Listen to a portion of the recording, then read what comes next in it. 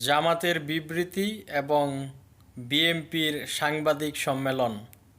ঠান্ডা ঠান্ডা ভাব আর শহীদের রক্তের হিসাব। এখন কি হবে?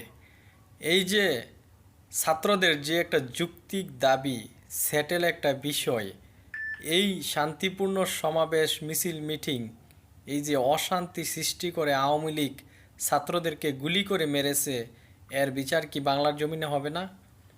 দেখুন, এই আওয়ামী লীগ বলে শান্তিপূর্ণ সাংবাদিক সম্মেলন, মিছিল, মিটিং যেটাই বলুন না কেন, এই আওয়ামী লীগ বাধাগ্রস্ত করে। তার কারণ বিএনপি কত শান্তিপূর্ণ সমাবেশ, মিছিল, মিটিং করেছে, প্রত্যেকটার উপরেই এই আওয়ামী লীগ ষড়যন্ত্র করেছে, জামাত শিবিরের উপর করেছে।